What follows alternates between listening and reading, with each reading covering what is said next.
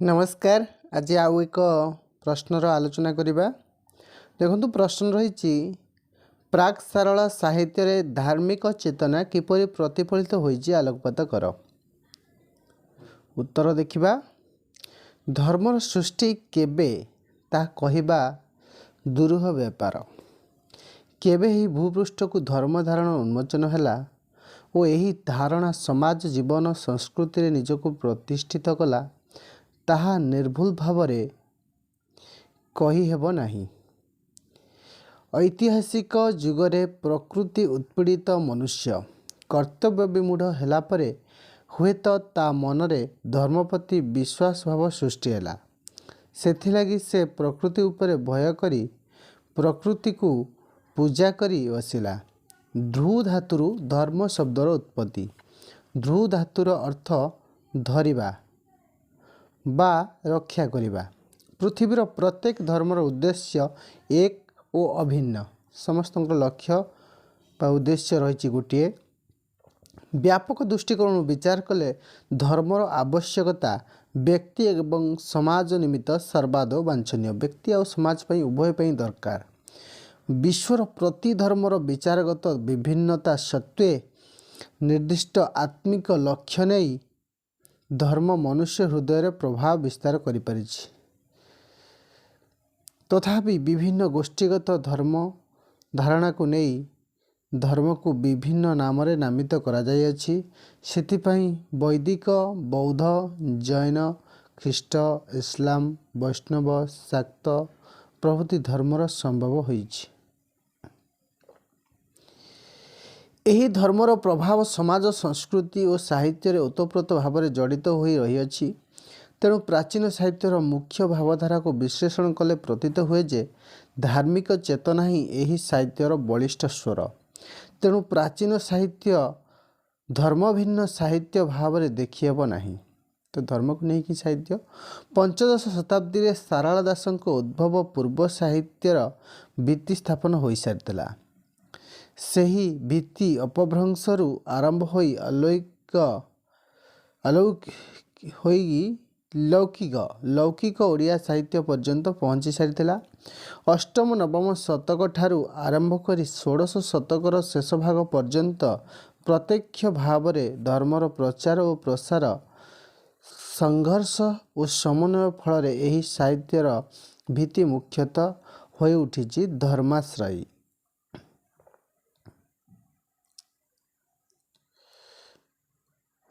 ओडिया साहित्य आविष्कृत होइथिबा विभिन्न रचना मध्य पद्य गद्य साहित्य रही। से सबु मध्य चर्यागीतिका शिलालेख व्रतकथा नाथ साहित्य रुद्र सुधानिधि कलशा चौतीसा मादल पांजी अन्यतम। एपर्यंत आविष्कृत होइथिबा ओडिया रचना गुड़िक मध्यरु आश्चर्य चर्याचय बा चर्यागीतिका को आम साहित्यर आद्य शंकु बोली ग्रहण करा जाउछि। एही ग्रंथरे 84 सिद्धाचार्यଙ୍କ कविता तथा दोहा सन्निवेशित। यही दोहावली रे बौद्ध धर्म संपूर्ण छाया नथिले सुद्धा प्रकारांतरे वज्रजान और सहजजान संप्रदायर धर्मधारा और दर्शन अंतर्निहित रही अछि। तेणु एगुड़िक बौद्ध दर्शन सहित संपृक्ति बोली कहले असमीचीन हेब नाही। बुद्धदेवଙ୍କ मृत्यु परे बौद्ध धर्म रे बहु मतभेद सृष्टि हैला। क्रमे यही धर्म दुईटी प्रधान शाखार विभक्त हैला। ताहा हैला हानिजान और महाजान।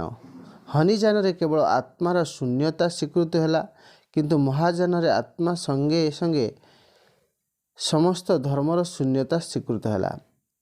महाजान कालक्रमे माध्यमिक और योगाचार दुईटी उपशाखार विभक्त हैला। योगाचार मतरे वास्तु मात्र रे असत बा शून्य विज्ञान केवल एकमात्र सद्वस्तु। माध्यमिक शून्यवादर योगाचार विज्ञानर मिश्रण साधित हैला।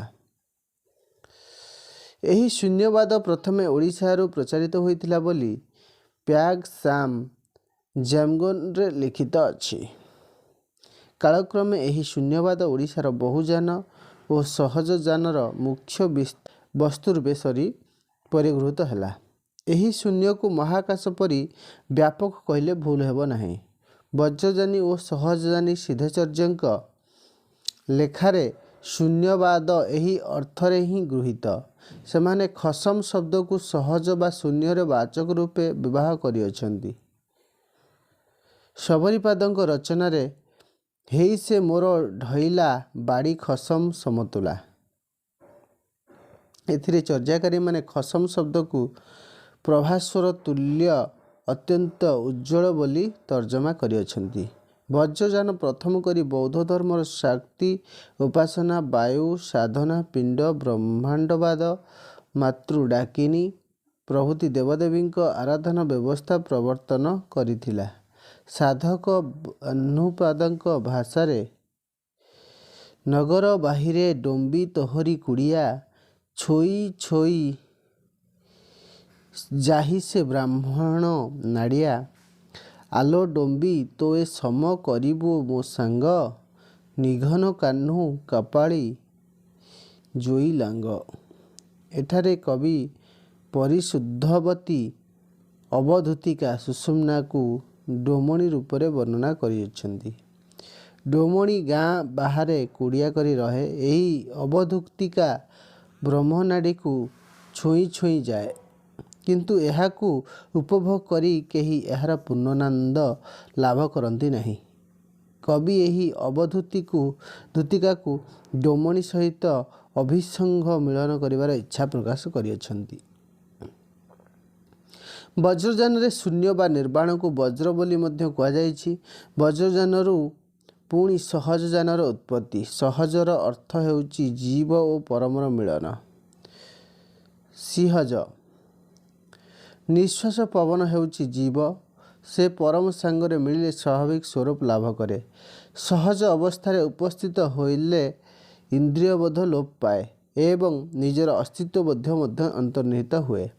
ଏହା ହିଁ ନିର୍ବିକଳ୍ପ ଅବସ୍ଥା। ସହଜ ଯାନରେ ପିଣ୍ଡ ବ୍ରହ୍ମାଣ୍ଡର ଏକତ୍ୱ ଉପରେ ବିଶେଷ ପ୍ରାଧାନ୍ୟ ଆରୋପିତ ହୋଇଅଛି। ଶବରପାଦ ତାଙ୍କ ଦୋହାରେ ସମସ୍ତ ବ୍ରହ୍ମାଣ୍ଡ ନିଜ ପିଣ୍ଡରେ ରହିଥିବାର ପରିକଳ୍ପନା କରି କହିଛନ୍ତି, ଏଥୁ ସେ ସୁର ସଇ ଯମୁଣା, ଏଥୁ ସେ ଗଙ୍ଗ ସାରୁ, ଏଥୁ ସେ ପାୱଗ ବଣାରସୀ, ଏଥରେ ସେ ଚନ୍ଦ ଦିବାଅରୁ। ଅର୍ଥାତ୍ ଏହି ଶରୀର ସୁର, ସରିତା, ଗଙ୍ଗା, ଯମୁନା ଓ ସାଗର ଅଛି। ଏହି ଶରୀରରେ ଅଛି ପ୍ରୟାଗ, ବାରାଣସୀ, ଚନ୍ଦ୍ରର ଉଦୟ ଅସ୍ତ ଅଛି, ଦିନ ଓ ରାତି ଅଛି। ତାଙ୍କ ମତରେ ଏହି ଶରୀର ହିଁ ବାସ୍ତବରେ ବିଶ୍ୱର ପ୍ରତୀକ। ଅନୁରୂପ ଚିନ୍ତା ଚେତନା ଓଡ଼ିଆ ସାହିତ୍ୟରେ ବଳରାମ ଦାସ, ହାଡ଼ିଦାସ, ଅଚ୍ୟୁତାନନ୍ଦଙ୍କ ରଚନାରେ ଦେଖିବାକୁ ମିଳେ।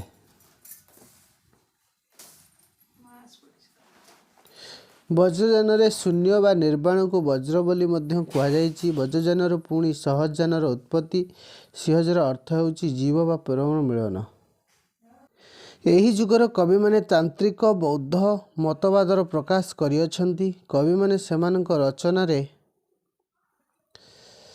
ରୂପକ ଛଳରେ ଧର୍ମର ଗୂଢ଼ତତ୍ତ୍ୱ ପ୍ରକାଶ କରିବାକୁ ସମର୍ଥ ହୋଇଛନ୍ତି।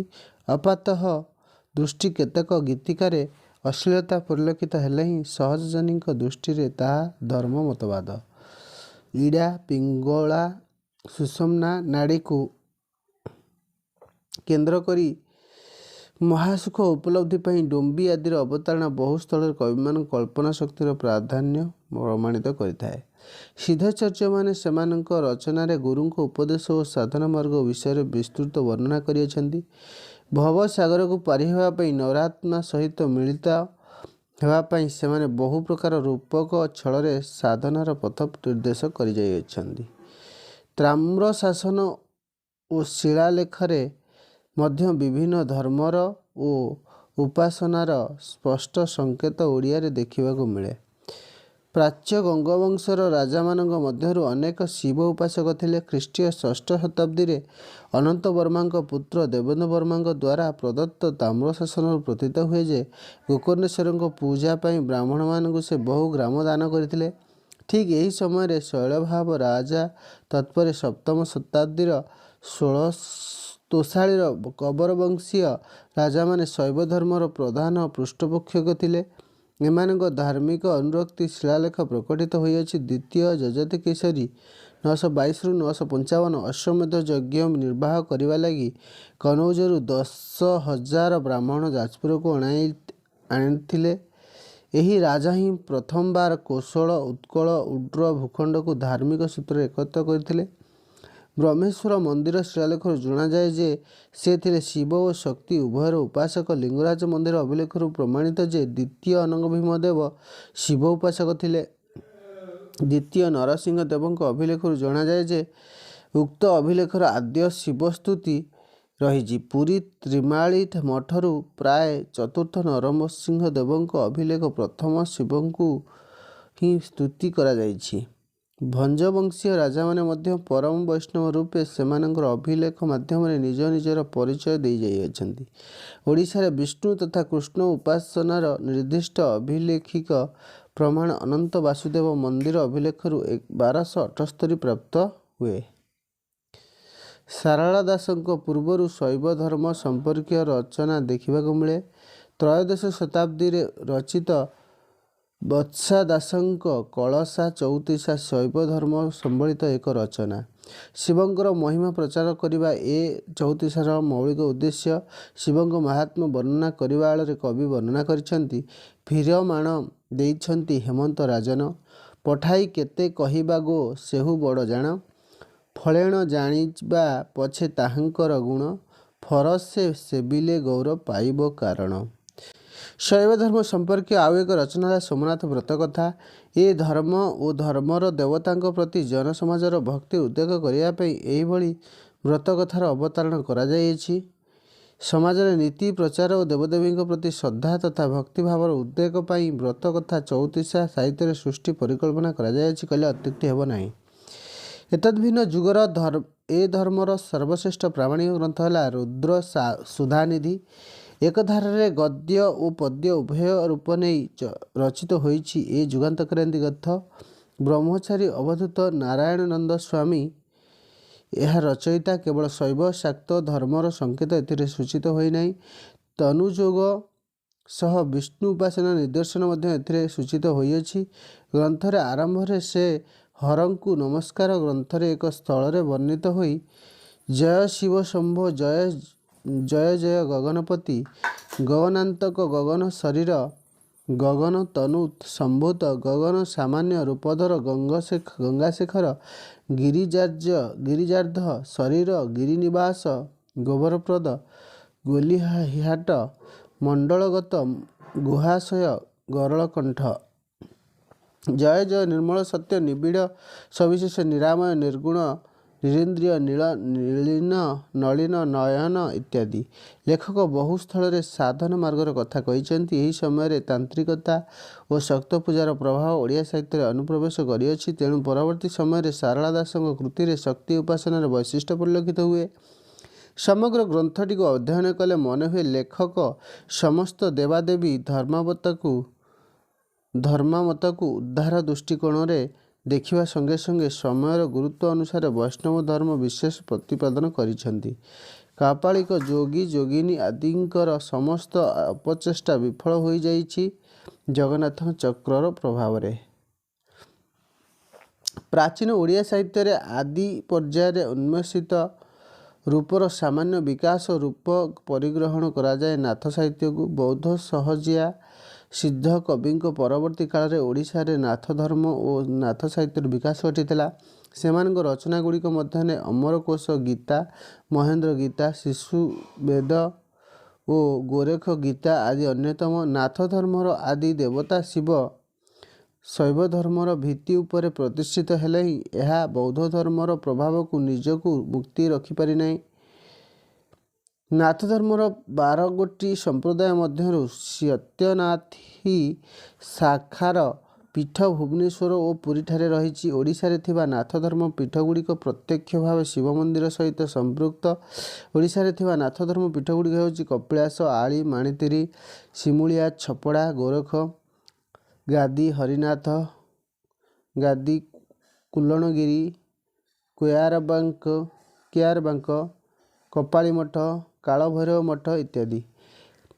ଆଦି ସାହିତ୍ୟରେ ଅନ୍ୟତମ ସ୍ୱରୂପ ମାଦଳପାଞ୍ଜି। ଏଥିରେ ବର୍ଣ୍ଣିତ ଘଟଣାসমূହ ଶ୍ରୀଜଗନ୍ନାଥଙ୍କୁ କେନ୍ଦ୍ର କରି ବର୍ଣ୍ଣିତ ହେଲେ ତହିଁରେ ବିଭିନ୍ନ ଧର୍ମାବତାର ବାଦର ବର୍ଣ୍ଣନା କରାଯାଇଛି। ଚୋଡ଼ଗଙ୍ଗ ଦେବଙ୍କ ବିଷୟ ବର୍ଣ୍ଣନାରେ ଓଡ଼ିଶା ଶୈବ ଧର୍ମର ପ୍ରସାର କଥା ରହିଛି। ପୁଣି ତନ୍ତ୍ର ବିଶ୍ୱାସ କଥା ମଧ୍ୟ ରହିଛି। ବାସୁଦେବ ରଥ ସୁବର୍ଣ୍ଣ କେଶରୀଙ୍କ ବିରୁଦ୍ଧରେ ପ୍ରତିବାଦ କରି ଭୁବନେଶ୍ୱର ଦେବଙ୍କର ଶରଣାପନ୍ନ ହୋଇଥିଲେ। ଦକ୍ଷିଣରୁ ଚୋଡ଼ଗଙ୍ଗକୁ ଆଣିବାକୁ ଯାଇ ସେଠାରେ ତନ୍ତ୍ର ବିଶ୍ୱାସର ସତ୍ତା ସେ ଦେଖିଥିଲେ। ଚୋଡ଼ଗଙ୍ଗ ଦେବଙ୍କ ରାଜତ୍ୱ ସମୟରେ ବ୍ରାହ୍ମଣ ଧର୍ମ ପ୍ରାଧାନ୍ୟ ସୂଚିତ। ମଦନ ମହାଦେବଙ୍କ ସମୟରେ ବ୍ରାହ୍ମଣ ବୌଦ୍ଧମାନଙ୍କ ମଧ୍ୟରେ ବିବାଦ ଲାଗିଥିଲା। ବୌଦ୍ଧମାନେ ବ୍ରାହ୍ମଣମାନଙ୍କ ଦ୍ୱାରା ପରାଜିତ ହୋଇଥିବାର ବର୍ଣ୍ଣନା ଅଛି। ଓଡ଼ିଶାର ବହୁ ପର୍ବତ ଗୁମ୍ଫାରେ ପ୍ରାଚୀନ ଓଡ଼ିଆ ସାହିତ୍ୟର ଆଦି ପର୍ଯ୍ୟାୟରେ ଉନ୍ମୋଚିତ ବହୁ ପର୍ବତ ଗୁମ୍ଫାରେ ବୌଦ୍ଧ ସନ୍ନ୍ୟାସୀମାନେ ବାସ କରୁଥିବା ବର୍ଣ୍ଣିତ।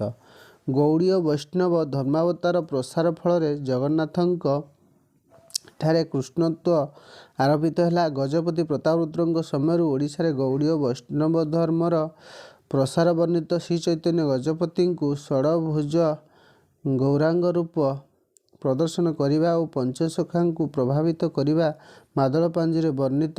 ମାଦଳପାଞ୍ଜିରେ ଉଲ୍ଲେଖିତ ବହୁ ଘଟଣା ଓଡ଼ିଶାର ରାଜନ୍ୟମଣ୍ଡଳାଙ୍କ ଧର୍ମ ବିଷୟକ କାର୍ଯ୍ୟାବଳୀ ଓ ଉଦ୍ଘୋଷଣାରେ ପରିସ୍ଫୁଟ। ଓଡ଼ିଶାର ରାଜାମାନେ କେବଳ ସୁଶାସକ ନଥିଲେ, ସେମାନେ ଥିଲେ ପବିତ୍ରାତ୍ମା ଓ ଧର୍ମପରାୟଣ। ଯେତେ ରାଜା ଓଡ଼ିଶାରେ ଶାସନଭାର ଗ୍ରହଣ କରିଛନ୍ତି, ସେମାନେ ସମସ୍ତେ ଜଗନ୍ନାଥଙ୍କୁ ସ୍ମରଣ କରି ସକଳ କାର୍ଯ୍ୟ ନିର୍ବାହ କରିଯାଇଅଛନ୍ତି। ଏତଦ୍ଭିନ୍ନ ଓଡ଼ିଆ ଲୋକଗୀତ ଓ ଲୋକ କାହାଣୀର ମଧ୍ୟ ଧାର୍ମିକ ଚିନ୍ତାର ବୀଜ ବୁଣାଯାଇଅଛି। ନାନା ପ୍ରକାର ପ୍ରହେଳିକା ପ୍ରବଚନରେ ମଧ୍ୟ ଧର୍ମ ଭାବନାର ସ୍ରୋତ ଅବ୍ୟାହତ ଥିବାର ଦେଖାଯାଏ। ଯେପରି ଧର୍ମରେ ପୃଥ୍ୱୀ ହୁଏ ଆତଜାତ, ଧର୍ମରେ ସିନ୍ଧୁରେ ଚାଲେ ବୋଇତ, ଧର୍ମରେ ସମୁଦ୍ର ନଲଙ୍ଘେ କୂଳ, ଧର୍ମରେ ଇନ୍ଦ୍ର ବରଷନ୍ତି ଜଳ। ବିଭିନ୍ନ ଓଡ଼ିଆ ସନନ୍ଦରେ ମଧ୍ୟ ରାଜାମାନଙ୍କର ଆଜ୍ଞା ପତ୍ରିକାରେ ଭକ୍ତିଭାବ ବିଷୟକ ବହୁ ଉକ୍ତିର ସାରମର୍ମ ଦେଖିବାକୁ ମିଳେ। ଓଡ଼ିଆ ସାହିତ୍ୟରେ ଧର୍ମ ଓ ସାହିତ୍ୟ ନିରବଚ୍ଛିନ୍ନ ଭାବରେ ଗତି କରି ଆସିଅଛନ୍ତି। ପରବର୍ତ୍ତୀ ସାରଳା ସାହିତ୍ୟରେ ଧର୍ମର ପ୍ରଚ୍ଛନ୍ନ ପ୍ରଭାବ ରହିଛି। ତେଣୁ ଓଡ଼ିଆ ସାହିତ୍ୟ ଯେ ଧର୍ମକୁ ଆଶ୍ରୟ କରି ଉନ୍ମେଷ ପଥରେ ଅଗ୍ରସର ହୋଇଛି, ଏକଥା ଅସ୍ୱୀକାର କରାଯାଇ ନପାରେ। ତେଣୁ ଓଡ଼ିଶାର ସଂସ୍କୃତି ସାହିତ୍ୟ ଧର୍ମଚେତନାରେ ବିଜଡ଼ିତ ଏକ ବଳିଷ୍ଠ ସାହିତ୍ୟ କହିଲେ ଅତ୍ୟୁକ୍ତି ହେବ ନାହିଁ।